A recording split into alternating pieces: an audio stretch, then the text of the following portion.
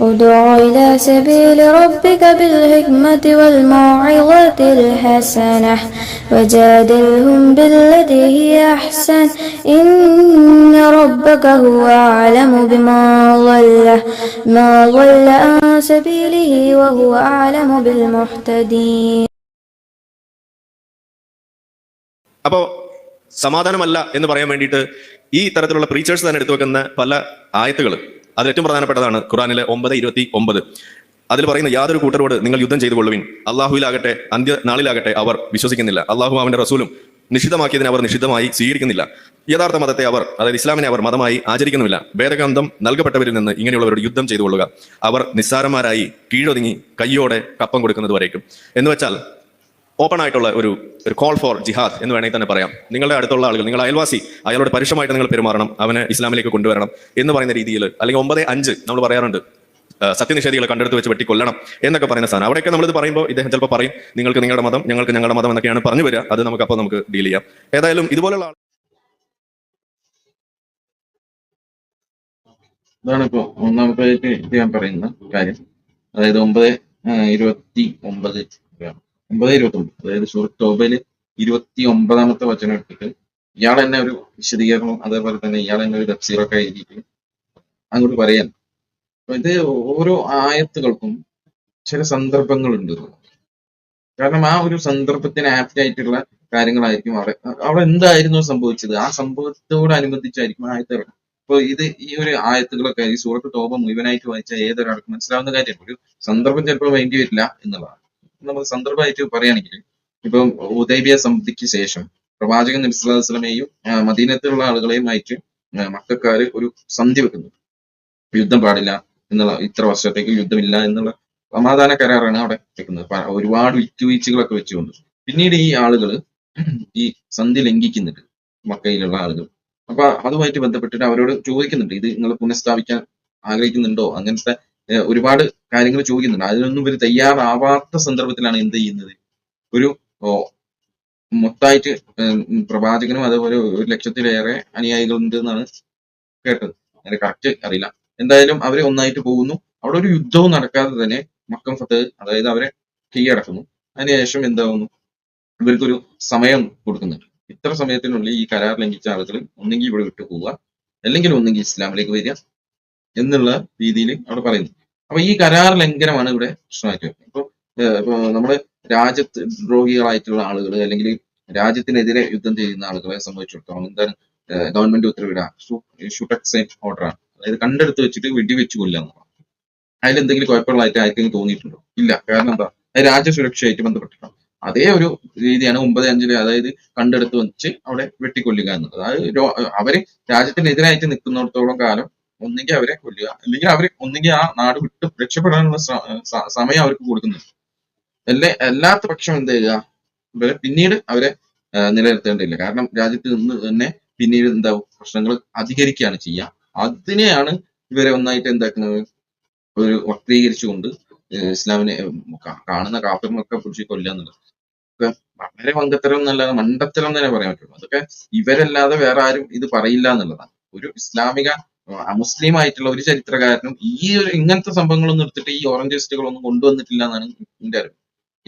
അവര് മറ്റു പല വിഷയങ്ങളെ ആണ് അവരെ ഗണ്ണിച്ചുകൊണ്ട് അവര് പലതും പറഞ്ഞിട്ടുണ്ടെങ്കിൽ പോലും ഇങ്ങനെയുള്ള ഇങ്ങനെ രാജ്യ സുരക്ഷയുമായിട്ട് ബന്ധപ്പെട്ട കാര്യങ്ങളൊന്നും അവർ അധികം പറഞ്ഞിട്ടില്ല. കാരണം അവർക്കറിയാം ഇത് വളരെ നല്ലൊരു തീരുമാനമാണ്. ഈ രീതിയിൽ തന്നെയാണ് തീരുമാനങ്ങൾ എടുക്കേണ്ടത്. ഇന്നും നമ്മൾ ഈ രീതിയിൽ തന്നെയാണ് തീരുമാനം എടുത്തു പോകുന്നത് പല രാജ്യങ്ങളും.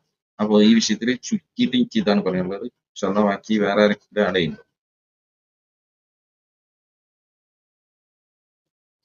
സബീർ, അജ്മലോ, അല്ലെങ്കിൽ പിന്നെ ജൂസഫ്, ആരാള്?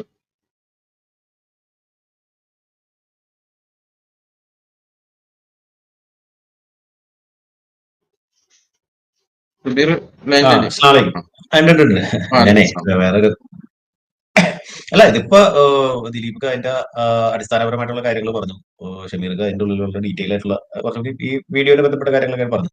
അപ്പൊ ഇത് ഇസ്ലാം എന്ന് പറയുന്ന ഒരു ആശയം വളരെ സിമ്പിൾ ആയിട്ടുള്ള കാര്യങ്ങളാണ് നിലവിൽ കൊണ്ടുവന്നേക്കുന്നത്. ഇതിപ്പോ ഇത്ര വലിയ ഗവേഷണം ഒന്നും നടത്തിയത് ചെയ്യണമെന്നുള്ള വലിയ നിർബന്ധമൊന്നും ഇല്ല, പഠിച്ചാൽ നല്ലതെന്നുള്ള രീതിയിൽ. അപ്പൊ അതേപോലത്തെ സിമ്പിൾ ആയിട്ടുള്ള കാര്യങ്ങൾക്ക് ഇവർ ഇത്രയും വളച്ചൊടിക്കാനുള്ള ശ്രമങ്ങൾ നടത്തുമ്പോൾ തന്നെ മനസ്സിലാവും ഇതിന്റെ ഉള്ളില് അവർക്ക് നല്ല ഉദ്ദേശത്തിലുള്ള രീതിയിലല്ല, നല്ല ഉദ്ദേശത്തോടുകൂടിയല്ല ഇവർ പറയുന്നത് എന്നുള്ള കാര്യം വളരെ വ്യക്തമാണ്. അപ്പൊ ഇതിന്റെ ഉള്ളില് എന്താ പറയാ, അവർക്ക് അവരുടെ ഉദ്ദേശം എന്താന്നുള്ളത് ഇസ്ലാമിനെ വെറുതെ താറടിച്ച് കാണിക്കുക എന്നുള്ള രീതിയിൽ. അതിന്റെ പുറകേലുള്ള എന്തൊക്കെയാണ് കാരണങ്ങൾ എന്നുള്ളത് ഇപ്പൊ ഈ പറഞ്ഞ സ്ഥിരം നമുക്കറിയാവുന്ന കേസൊക്കെ തന്നെയാണ്. കാശ് തന്നെയാണ് മെയിൻ പരിപാടി അവർക്ക് എന്നുള്ളതല്ലാണ്ട്. അത് കാരണം കൊണ്ടാണ് അവര് ഇങ്ങനെയൊക്കെ പറയുന്നത്. അല്ലാണ്ട് വളരെ ഈ വീഡിയോയിൽ തന്നെ പുള്ളി എതിർപക്ഷം പറയേണ്ടതാ, നിനക്ക് നിന്റെ ഇത് എനിക്ക് എന്റെ വിശ്വാസം എന്നുള്ളത് അതപ്പോ വരുമ്പോ അപ്പൊ പറയാന്നുള്ള രീതിയിലൊക്കെ പറഞ്ഞിട്ട് പോകേണ്ടത്. അപ്പൊ അതൊന്നും അപ്പൊ ഡീൽ ചെയ്യാത്തതിന്റെ മെയിൻ റീസൺ അതാണ്. കാരണം പുള്ളി അപ്പൊ പറയുന്ന കാര്യം അതോടുകൂടി പൊളിഞ്ഞത് പുള്ളിക്ക് അറിയാം. അപ്പൊ അറിയാൻ പാടില്ലാഞ്ഞിട്ടും കൂടി അല്ല ഇത് പറയുന്നത്. അത്രയും മാത്രമേ ഇതിനുള്ള പ്രത്യേകിച്ച് ഈ ക്ലിപ്പായിട്ട് ബന്ധപ്പെട്ട് ചൂണ്ടിക്കാണിക്കാനുള്ളൂ. ഓക്കെ, അജ്മലോ, അജ്മലയിൽ ലൈനിലുണ്ടോ? ഇത് പറയാം. കേൾക്കാവോ? ആ, ഞാൻ ജസ്റ്റ് ഒരു കാര്യം മാത്രം സൂചിപ്പിക്കാം. അതായത് ഇതിൽ തുടക്കത്തിൽ പറയുന്നുണ്ട് സമാധാനമല്ല എന്ന് പറയാൻ വേണ്ടിയിട്ടാണ് യഥാർത്ഥ യുദ്ധം കൊണ്ടുവരുന്നത്. യഥാർത്ഥത്തിൽ ഇസ്ലാമിനെ സംബന്ധിച്ചിടത്തോളം ഒരു നാട്ടിൽ സമാധാനം വരാൻ വേണ്ടിയിട്ട് കൂടിയാണ് ഒരു യുദ്ധം ഉണ്ടാവുക. അപ്പോൾ ഉദാഹരണം പറയുകയാണെങ്കിൽ മക്കയിൽ ഇസ്ലാം മതം പ്രചരിപ്പിച്ചു എന്നതിന്റെ പേരിലാണ് ഇത്രയും അക്രമങ്ങൾ അവിടെ ഉണ്ടാക്കിയത്. അപ്പം ആ അക്രമത്തിന് പുറമെ മദീനയിലുള്ള ഇരിക്കുന്ന പ്രവാചകനെയും സഹാബികളെയും ആക്രമിക്കാനും കൂടി അവർ കോപ്പ് കൂട്ടുമ്പോഴാണ് അവിടെ യുദ്ധം വരുന്നത്. അപ്പോൾ യഥാർത്ഥത്തിൽ ഒരു സ്ഥലത്ത് സമാധാനം വരാൻ കൂടിയാണ് ഇസ്ലാം യുദ്ധം ചെയ്യുന്നത് എന്നുള്ളതാണ്. അപ്പം യുദ്ധത്തിൽ എന്ന് പറയുമ്പോൾ ആ ഒരു സമയത്ത് ഒരു വയലൻസ് ആണെങ്കിലും അതിന്റെ ആത്യന്തിക ബലം എന്ന് പറയുന്നത് അവിടെ ആ ഒരു നാട്ടിൽ സമാധാനം ഉണ്ടാവുക എന്നുള്ളത് തന്നെയാണ്. അപ്പോൾ അത് നമുക്ക് ഏത് യുദ്ധത്തിലും അത് കാണാൻ കഴിയും എന്നുള്ളതാണ്, ഇസ്ലാമിന്റെ ഏത് യുദ്ധത്തിലും അത് കാണാൻ കഴിയും എന്നുള്ളതാണ്. അത് പ്രധാനമായിട്ടും മനസ്സിലാക്കുന്നത്. സമാധാനം എന്ന് പറയുമ്പോൾ യുദ്ധം ചെയ്യാതിരിക്കലല്ല, മറിച്ച് ആ സമാധാനം വരാൻ വേണ്ടി യുദ്ധം ചെയ്യുമ്പോഴാണ് അവിടെ യഥാർത്ഥത്തിൽ നീതിയാവുക എന്നുള്ളതാണ് പറയാനുള്ളത്. ഓക്കെ, നേരത്തെ ഇപ്പം ഷമീർ പറഞ്ഞത് 9:5 ഒരു വിശദീകരണമാണ്. 9:5 കണ്ടെടുത്ത് വെച്ച് വെട്ടുക എന്ന് പറഞ്ഞതിലാണ് ഹുദൈബിയ സന്ധിയും ഒരു ഓൾറെഡി സന്ധി ഉണ്ടായിരുന്നു. ഹിജ്രി 6 ഈ സന്ധി ഉണ്ടാവുന്നത്. 8 ഇവര് ഈ സന്ധി മുറിക്കുന്നത്. ഒരു സന്ധിയായിട്ട് ബന്ധപ്പെട്ട ഒരു ഗോത്രത്തെ ഖുറൈശിയുടെ പാർട്ണർഷിപ്പിലുള്ള വേറൊരു ഗോത്രം ആക്രമിക്കുന്നു. അതോടെയാണ് സന്ധി മുറിയുന്നത്. ശ്രദ്ധിക്കേണ്ടത് ഈ 2 വർഷത്തിനകത്താണ് ഇസ്ലാം ഏറ്റവും കൂടുതൽ പ്രചരിപ്പിച്ചെന്നുള്ളതാണ്. യുദ്ധമല്ല ഒന്നുമില്ല, സമാധാനമായിട്ട് നിൽക്കുമ്പോഴത്തേക്ക് മദീനയിലോട്ട് പോകാം, മക്കയിലോട്ട് ആൾക്കാർക്ക് പോകാം. ഇങ്ങനെ ചെയ്ത സമയങ്ങളിൽ കൂടുതൽ ആൾക്കാർക്ക് ഇസ്ലാമിനെ മനസ്സിലാക്കാനും മുസ്ലിങ്ങളായിട്ട് കോൺടാക്ട് ചെയ്യാനും അങ്ങനെ ആ 2 വർഷത്തിൽ ഇസ്ലാം വളർന്നു. നിങ്ങൾ യുദ്ധം കൊണ്ടുണ്ടായെന്ന് പറയുന്നു, യുദ്ധം കൊണ്ടായ അല്ല ഇസ്ലാം വളർന്നത്. ഈ സമാധാനം 2 വർഷം സമാധാനമായിട്ടുള്ള ഉടമ്പടിയിൽ ഒരു യുദ്ധമില്ല, ഒന്നുമില്ല. ആ സമയത്താണ് മാക്സിമം ആൾക്കാർ ഇസ്ലാം എന്താണെന്ന് മനസ്സിലാക്കി ഇസ്ലാമിലോട്ട് വന്നത്. പിന്നെ അവർ ഉടമ്പടി തീർത്തപ്പോഴാണ് പ്രവാചകൻ ആൾക്കാരുമായിട്ട് മക്കയിൽ പോകുന്നതും ഒരു യുദ്ധവും ഇല്ലാതെ മക്ക പിടിക്കുന്നത്. അത് കഴിഞ്ഞിട്ട് പിന്നെ അടുത്ത വർഷം പറഞ്ഞു, 9 ഹിജ്രി 9 പറഞ്ഞു, ഇനി ഹജ്ജ് എന്നുള്ള പേരിൽ ഇവിടെ തോന്നിവാസം ചെയ്യാൻ പറ്റത്തില്ല, നഗ്നമായിട്ട് കറങ്ങാൻ പറ്റത്തില്ല എന്നെല്ലാം പറഞ്ഞിട്ട് അങ്ങനെയുള്ള ആൾക്കാർ ഇവിടെ വിട്ടു പോവുക എന്നുള്ളത്, അല്ലെങ്കിൽ യുദ്ധമാണ് എന്ന് പ്രഖ്യാപിച്ചു. പക്ഷെ അത് നടന്നില്ല. കൂടുതൽ ആൾക്കാർ മുസ്ലിങ്ങളായി, ബാക്കിയുള്ളവർ കുറച്ചുപേര് അവിടെ വിട്ടു പോവുകയും ചെയ്തു. ഇത് ഓൾറെഡി മക്ക മുസ്ലിങ്ങളുടെ ഏകദൈവ ആരാധനയ്ക്കുള്ള സ്ഥലമായതുകൊണ്ടും അവിടുത്തെ ഭൂരിഭാഗം ആൾക്കാരും ആ മതത്തിലേക്ക് മാറി ഇസ്ലാം വിശ്വസിച്ചു എന്നതിന് ശേഷമാണ് ഈ പ്രഖ്യാപനം നടക്കുന്നത്. അത് സന്ധി ഇല്ലാതാക്കിയ ആൾക്കാരോട് മാത്രം. അത് 9:1 മുതൽ വായിക്കാൻ അറിയാൻ പറ്റും. സന്ധി ഇപ്പോഴുള്ള ആൾക്കാർക്ക് യാതൊരു പ്രശ്നമല്ല. സന്ധി മുറിക്കുക എന്ന് പറഞ്ഞാൽ അത് യുദ്ധ സാഹചര്യം തന്നെയാണ്. ഈ ലേഖനത്തിൽ ചോദിക്കുന്നുണ്ട് 9:5 യുദ്ധ സാഹചര്യം ഏതാണ്? യുദ്ധ സാഹചര്യം ഇത് തന്നെയാണ്. ഹുദൈബിയ സന്ധി മുറിച്ചു കഴിഞ്ഞാൽ അത് യുദ്ധ സാഹചര്യമായി. പക്ഷെ അത് ഉടനെ ഡിക്ലെയർ ചെയ്തില്ല, 1 വർഷം കഴിഞ്ഞ് ഡിക്ലെയർ ചെയ്തു. ഇത് ഇത്രേ ഉള്ളതിന് ഉത്തരം. അയാൾ വല്ലാത്ത വലിയ ക്വസ്റ്റ്യൻ ചോദിക്കുന്നു പറഞ്ഞിട്ട് ചോദിച്ചുകൊണ്ടിരിക്കുകയാണ്. ഇതാണ് 9:5 ഡെഫിനിഷൻ, വിശദീകരണം. ഇതാണ് ഷമീർ പറഞ്ഞത്. ഇത് തന്നെ 9:29 അതും പറയുന്നുണ്ട്, ഓപ്പൺ കോൾ ഫോർ ജിഹാദ്, നിങ്ങൾ കീഴൊതുങ്ങി കപ്പം കെട്ടുക എന്നുള്ളത്. അത് ഞങ്ങൾക്ക് പിണ്ണാക്കൊന്നും അറിയാത്തതുകൊണ്ടാണ്. അത് തബൂക്ക് യുദ്ധത്തിനെ കുറിച്ചാണ് പറയുന്നത്. തബൂക്ക് യുദ്ധം എപ്പോഴാ? ഇതെല്ലാം കഴിഞ്ഞിട്ട് അല്ല തബൂക്ക് വരുന്നത്. തബൂക്ക് വരുന്ന വർഷം തബൂക്ക് ഹിജ്രി 10 തോന്നുന്നു. ഒന്ന് അടിച്ചു നോക്കിയാ തബൂക്ക് യുദ്ധം ഏത് വർഷമാണ്?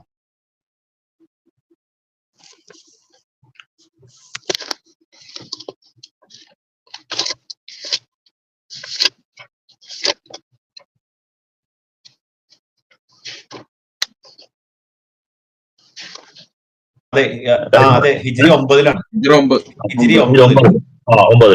അപ്പം അതിനുശേഷമാണ് ഇത് പ്രഖ്യാപനം നടത്തുന്നത്. തബൂക്ക് യുദ്ധം എന്താന്ന് വെച്ചാല് അത് ഇപ്പൊ ഇയാൾ പറയുന്നത് ഓപ്പൺ കോൾ ഫോർ ജിഹാദ് എന്നാണ്. 9:29 മാത്രം വായിച്ചു കഴിഞ്ഞാൽ എന്തോ ആരോ കൊല്ലാൻ പറഞ്ഞു എന്നുള്ളത്. ഇതിന് ബാക്ക്ഗ്രൗണ്ട് ഉണ്ട്, തബൂക്ക് യുദ്ധം എങ്ങനെ ഉണ്ടായെന്നുള്ളത്. അതിന് മുമ്പ് ഈ ഹിജ്രി 8 തന്നെ എല്ലാവർക്കും ലെറ്റേഴ്സ് അയക്കുന്നുണ്ട്. സമാധാന പീരീഡിൽ തന്നെ എല്ലാ രാജ്യങ്ങൾക്കും ലെറ്റേഴ്സ് കൊടുക്കുന്നുണ്ട്. അങ്ങനെ ബൈസന്റൈൻ കൺട്രോളിലുള്ള ആൾക്കാർക്കും റോമാപുരി ചക്രവർത്തിക്കും ലെറ്റർ കൊടുക്കുന്നുണ്ട്. ആ ലെറ്റർ അയാൾ കീറിക്കളഞ്ഞ് ആ വന്ന ദൂതനെ കൊല്ലുകയും ചെയ്യും റോമാക്കാര്. അപ്പം അന്ന് മുതൽ ഇന്നുള്ള നിയമം, ഇന്റർനാഷണൽ നിയമം എന്താണെന്ന് വെച്ചാൽ ദൂതന്മാരെ കൊല്ലാൻ പാടില്ല, അംബാസിഡറെ കൊല്ലാൻ പാടില്ല. അപ്പൊ ആ കൊന്നതിന്റെ പേരിലാണ് മോത്ത യുദ്ധം നടക്കുന്നത്.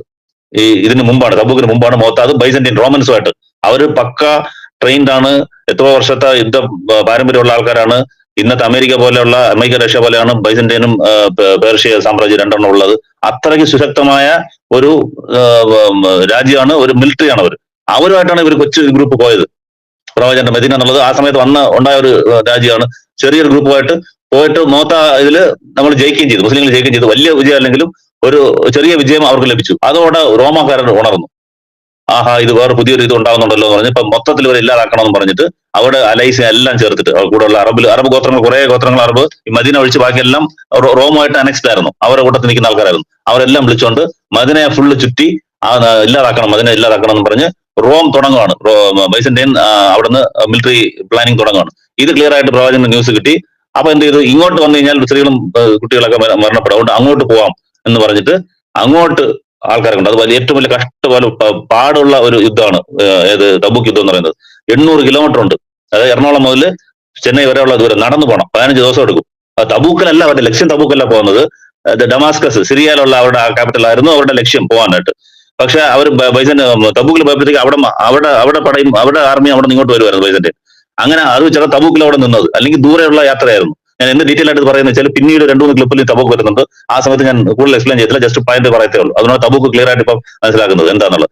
അപ്പൊ വലിയ പാടുള്ള ഒരു യുദ്ധമായിരുന്നു. ആ സമയത്താണ് മദീനയിലുള്ള ഹാർവസ്റ്റ് സീസൺ, കൊയ്ത്ത് അവിടാണ്. എല്ലാവർക്കും ആ സമയത്താണ് വിളവെടുപ്പ്. അപ്പോഴാണ് അവർ എല്ലാവരും ഈത്തപ്പഴങ്ങളെല്ലാം കിട്ടുന്ന സമയം. ആ സമയം നല്ല ചൂട് സമയം, യാത്ര ചെയ്യാൻ ഭയങ്കര പാട്. ചിലർ വാഹനങ്ങളുണ്ട്, ചിലർ വാഹനങ്ങളില്ല, നടന്നു പോകണം. കാലൊക്കെ തേഞ്ഞ് അവരുടെ ചെരുപ്പെല്ലാം പൊട്ടി അവസാനം ചാക്കൊക്കെ കിട്ടി അങ്ങനെ നടന്ന സന്ദർഭമൊക്കെ ഇതിനകത്തുണ്ട്. അതിന്റെ ഹിസ്റ്ററിയിൽ അറിയാം. അപ്പൊ അത്രയും പാടുള്ള ഒരു ഇതായിരുന്നു ഈ യുദ്ധം തബൂക്ക് എന്ന് പറയുന്നത്. അത് എന്തിനാ അത്രയും പറയുന്നത് വെച്ചാൽ അത് പെണ്ണുങ്ങളെ പിടിക്കാനാണെന്ന് അടുത്ത ക്ലിപ്പിൽ പറയും ആരിഫ്. അതുകൊണ്ടാണ് അത് ഇത്രയും ഞാൻ പറയുന്നത്. പെണ്ണുങ്ങളെ പിടിക്കാൻ ഇത്രയും കഷ്ടപ്പെട്ട് ജീവകളാണ്. അത് റോമുമായിട്ട് പെണ്ണുങ്ങൾക്ക് വേണ്ടിയാ പോയെന്ന് വളരെ മോശമായിട്ട് പറയും. ഈ പെണ്ണുങ്ങളെ കൊണ്ടുപോകാൻ ഇത് അവരുടെ കൾട്ടിവേഷൻ എല്ലാം കളഞ്ഞിട്ട് ആണ് അങ്ങ് 800 കിലോമീറ്റർ ദൂരെ പോയി പെണ്ണുങ്ങൾക്ക് വേണ്ടി പോകുന്നത്. അപ്പൊ ഒരു സെൻസ് ഇല്ലാത്ത ആരോപണങ്ങളെന്ന് കാണിക്കാനാണ് ഞാൻ ഇത്രയും പറയുന്നത്. അപ്പൊ അത്രയും കഷ്ടപ്പെട്ട് ദൂരെ നടന്ന് അവിടെ പോയി തബൂക്കിൽ വെച്ചിട്ട് എന്തായെന്ന് വെച്ചാല് റോമക്കാർക്ക് മനസ്സിലായി പ്രവാചകന്റെ സൈന്യം കൊണ്ട് വരുന്ന പറഞ്ഞപ്പോഴത്തേക്ക് അവർ പേടിച്ചിട്ട് പിൻവാങ്ങി. തബൂക്ക് അവിടെ നിന്നു.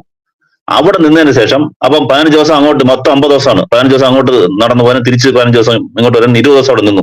20 ദിവസം അവിടെ എന്തിനാ നിന്നാന്ന് വെച്ചാൽ ഇവിടാണ് ജിസിയുടെ ആയത്ത്. ഇതാണ് ജിസിയുടെ ആയത്ത്. 9:29 ജിസിയ ഫസ്റ്റ് വരുന്നത്. അതൊന്ന് ആലോചിക്കുക. ജിസിയ അതിന് മുമ്പില്ല. മദീനയില് യൂതന്മാരുണ്ടായിരുന്നു, അവർക്ക് ജിസിയ ഇല്ല. ഇവര് സാധാരണ നമ്മളെല്ലാം പറയാൻ വിചാരിച്ചിരിക്കുന്നത് മുസ്ലിം സ്റ്റേറ്റിൽ നോൺ മുസ്ലിം ജീവിച്ചാൽ ജിസിയ എന്നുള്ളത്.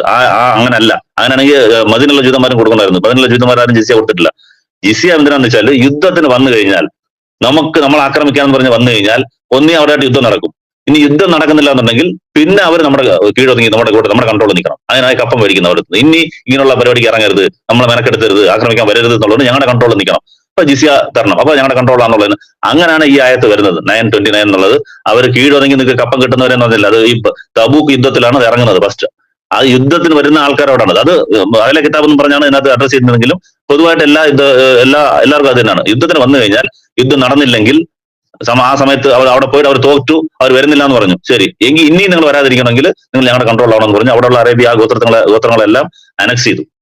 ആരൊക്കെ റോമനായിട്ട് ചേർന്നിരുന്നു അവരെല്ലാം അനക്സ് ചെയ്തിട്ട് അവർ നമുക്ക് ജിസിയ തന്നു നിന്നോളാം. അപ്പൊ ഇതിൽ നിങ്ങൾ അന്ന് ആലോചിക്കണം, മതം മാറ്റം ഇല്ല. വേണമെങ്കിൽ സാധാരണ സ്ഥലങ്ങൾ വെട്ടിക്കൊല്ലുമായിരുന്നു. യുദ്ധത്തിന് വന്നു കഴിഞ്ഞാൽ അവിടെ കൊല്ലുക, അവിടെ കംപ്ലീറ്റ് പിടിക്കായിരുന്നു. അവിടുത്തെ കംപ്ലീറ്റ് രാജ്യങ്ങളും സ്ഥാനങ്ങളും എല്ലാം പിടിക്കായിരുന്നു. പെണ്ണുങ്ങളെല്ലാം പിടിക്കാം. അവർ പറഞ്ഞ പെണ്ണുങ്ങളെ പിടിക്കാനാണെങ്കിൽ അതല്ല. അവര് യുദ്ധത്തിന് ഇല്ലാന്ന് അവർ മാറിക്കഴിഞ്ഞാൽ നമ്മൾ മാറണം. നേരത്തെ ആയത്തിൽ വായിച്ചില്ല. അവർ സമാധാനമാണെങ്കിൽ സമാധാനം. പക്ഷെ ഇനി ഇത് ആവർത്തിക്കാൻ പാടില്ല, പിന്നെ ഇത് ചെയ്യാൻ പാടില്ല, പിന്നെയും ചെയ്ത് പിന്നെയും വരും. അതുകൊണ്ട് ഞങ്ങളുടെ കൺട്രോൾ നിങ്ങൾ നിൽക്കണം എന്നുള്ളതിന് വേണ്ടിയിട്ടാണ് ജിസിയ. അങ്ങനെ യുദ്ധത്തിന് വന്ന് യുദ്ധം ഇല്ലാതായ സമയത്ത് ഉള്ള ആൾക്കാർ അവരോട് മാത്രമാണ് ജിസിയ വാങ്ങിച്ചത്. അല്ലാതെ ഓൾറെഡി നമ്മുടെ നാട്ടിൽ മദീനയിൽ ജീവിച്ചിരുന്ന അവരോട് ജിസിയ വാങ്ങിച്ചിട്ടില്ല. ഇത് ഏറ്റവും മാനുഷികമായ ഒരു കാര്യമാണ്. ബാക്കി എല്ലാ രാജ്യങ്ങളും ജയിച്ചു കഴിഞ്ഞാൽ കൊല്ലും. യുദ്ധത്തിൽ വരുന്നതെന്ന് പറഞ്ഞാൽ അവർ തോക്കുക എന്നുള്ള അർത്ഥമല്ലേ. കൊന്ന് മാക്സിമം സമ്പത്തും ഇതെല്ലാം എടുത്തോണ്ട് വരും. പക്ഷെ ഇസ്ലാം അവിടെയും സമാധാനത്തിന്റെയും മാനുഷികമായ രീതി പഠിപ്പിച്ചു കൊടുത്ത് അത് ഇനി വരാതിരിക്കാനുമുള്ള മുൻകരുതലും എടുത്തു. അവരെ കൊന്നതുമില്ല. നിങ്ങൾ നിങ്ങളുടെ രാജ്യം പോലെ തന്നെ നിങ്ങൾ ജീവിക്കാൻ എല്ലാം ചെയ്യാം, പക്ഷെ ഞങ്ങളുടെ കൺട്രോൾ അല്ലായിരിക്കും നിങ്ങൾ ജീവിക്കുന്നതെന്ന് പറഞ്ഞിട്ടാണ് ഈ ആയത്ത് ഇറങ്ങുന്നത്. അപ്പൊ ഇത്രയുള്ള സംഭവത്തിന് എടുത്തിട്ട് ഒറ്റ ലൈനിൽ ഓപ്പൺ കോൾ ഫോർ ജിഹാദ് ആണ് ഇതെന്ന് പറഞ്ഞ് തെറ്റിദ്ധരിപ്പിക്കുന്നത്. എത്രത്തോളം മണ്ടനായിരിക്കും, ഒരു കാര്യം അറിയാതെ, ഒരു പുണ്ണാക്കും അറിയാതെ ശോഭ കണ്ണാടിയും വെച്ച് ഡിങ്കനെ പോലെ വന്നിരുന്നിട്ട് ഡിങ്കന്റെ അതേ വങ്കത്തരവും മണ്ടത്തരവും വിളമ്പുന്നതാണ് ഇവന്റെ മെയിൻ ഇത്. അപ്പൊ ഈ തബൂക്ക് ഇത്രയും കാര്യം പറയാനായിട്ട് ഇനി 3 ക്ലിപ്പിലും കൂടെ തബൂക്ക് വരും. അതുകൊണ്ടാണ് ഇത്രയും ഡീറ്റെയിൽ ആയിട്ട് പറഞ്ഞത്. ഓക്കെ.